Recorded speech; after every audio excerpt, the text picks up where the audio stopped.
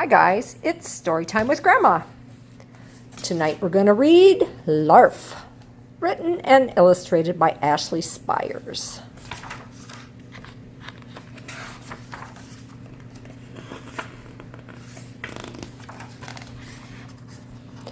Have you ever felt like nobody knows you even exist? That's exactly how LARF feels, and he likes it that way. LARF is a Sasquatch, the only Sasquatch, it seems. He lives a quiet life in the woods with his bunny, Eric. He was almost discovered once or twice. A hairy, 7-foot-tall, scarf-sporting man-beast is pretty hard to miss. It's a guy in a gorilla suit, an escaped circus bear, Aunt Mildred, a computer-generated fake.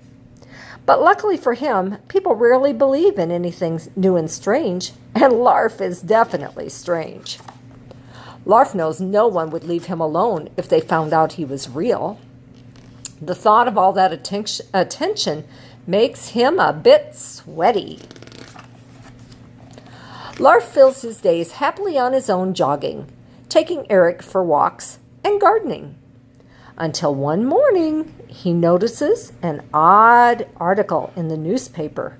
It claims that a Sasquatch is scheduled to make an appearance today in the nearby city of Hunderfits. How can that be? He's not planning a trip to Hunderfits, and if he was, he certainly wouldn't be going on a Wednesday. It's laundry day. LARF realizes this can only mean one thing. He is not the only Sasquatch in the world. This could change everything.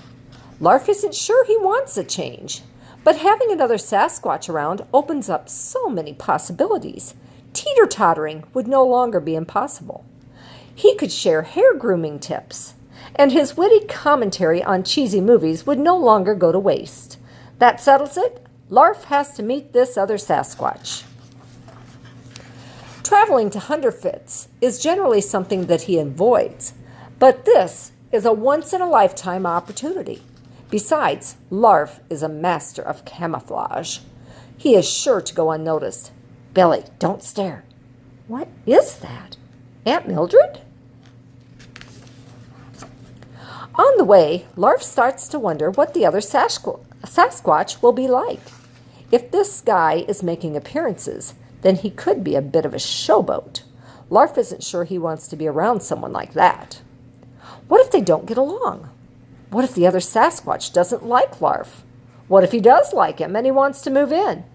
What if he doesn't pick up his laundry? What if he eats meat?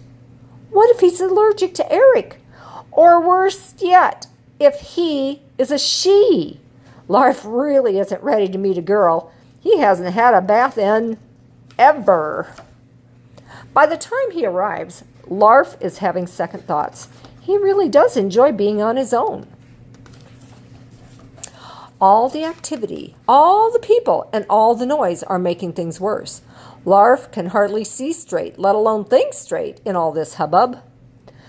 Does the other Sasquatch actually like being around so many people? Will life with someone else always be this loud? Suddenly, LARF spots the other Sasquatch, but something doesn't seem quite right. Why are the eyeballs not moving? Is that a zipper down its belly? And since when could a Sasquatch wear perfectly normal-sized running shoes? You aren't a real Sasquatch, LARF realizes aloud. The other Sasquatch removes its head. Of course I'm not. Sasquatches aren't real, the guy underneath replies. There is no other Sasquatch. It was all a big fake. LARF is disappointed, but at least he can return to his quiet life in the woods. Then, while LARF is waiting for the bus back home, a voice says, "Your bunny is super cute." LARF looks up, and this time, what he sees seems exactly right. It looks him right in the eyes and blinks. It's covered in hair, but has no zipper, and its feet are enormous. My name is Cheryl, and this is Patricia. the other Sasquatch says, smiling. Like LARF, she has come to meet the real Sasquatch. Now, it seems, she has. LARF invites her over for supper next Wednesday. They are the only two of their kind in the whole world, after all. It's just the polite thing to do. Cheryl agrees, but I should tell you, neither Patricia nor I eat meat. LARF decides just as soon as he gets home, he's going to have a bath, after he does his laundry, of course. And that is the end of the story about LARF.